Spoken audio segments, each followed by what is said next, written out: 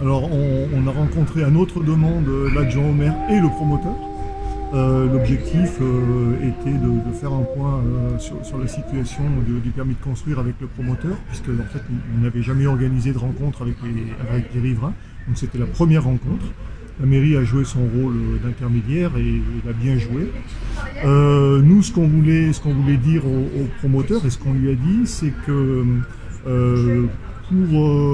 même s'il avait eu son permis de construire et même si les recours administratifs sont clos, pour autant le projet reste un mauvais projet, en ce sens qu'il sacrifie des éléments du patrimoine de la ville et du quartier, notamment une très belle maison qui certes mérite une lourde rénovation, mais qui quand même est un élément historique, c'est une maison qui a un siècle. Il met à la place d'un parc avec des arbres centenaires, de cèdres, de sapins, il reste tout. Et il déloge un certain nombre d'animaux, notamment des espèces protégées comme les chauves-souris.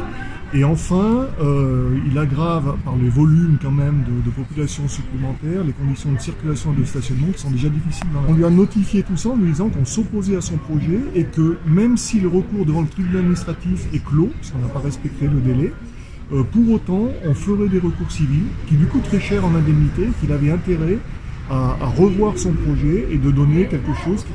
On n'est pas contre le fait qu'il y ait un projet. Le propriétaire veut vendre et il y a un joli patrimoine à rénover, à restaurer. Donc on regarde, même avec lui, on s'est mis à disposition pour refaire un projet intéressant, intelligent et respectueux du quartier. On fait quoi? On se met en porte-à-faux juridique? Nous, juridiquement, moi j'ai plusieurs promoteurs sur le dos là, en ce moment. Parce qu'on refuse des permis. C'est au tribunal. On n'est pas sur le dernier, on passe sa vie à être au tribunal. Ben oui, on essaie de défendre. Ce que je recommandais là aux gens, c'est de participer au conseil de quartier maintenant pour arriver à mettre en place des stratégies pour les projets à venir.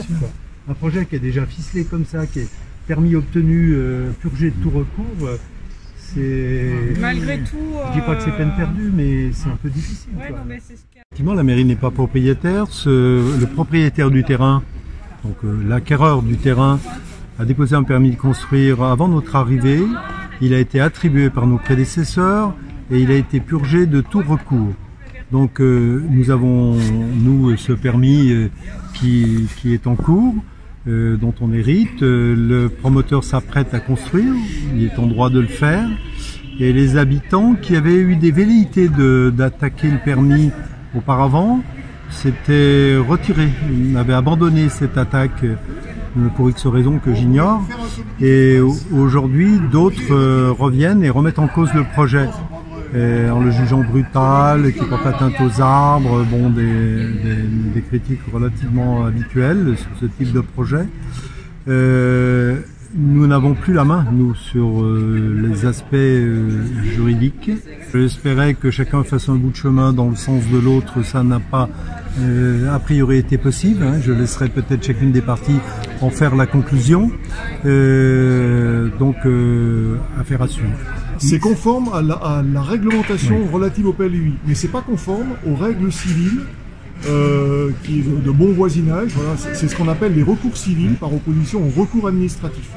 Donc en fait, même si le permis de construire effectivement ne peut plus être annulé par le tribunal administratif, pour autant, les riverains que nous sommes pouvons engager des actions civiles en indemnité, parce qu'il y a des pertes de vue, d'ensoleillement, d'intimité. On a des gens, notamment je pense à monsieur X, je vais l'appeler pour pas citer son nom, au premier étage, qui est un monsieur qui a 80 ans, qui a péniblement acheté un appartement dans un immeuble, et aujourd'hui ses fenêtres donnent sur un parc, demain elles donneront sur le mur. Voilà, c'est inacceptable ce type de situation. Okay. On peut faire des projets d'urbanisation raisonnés et concertés avec la population.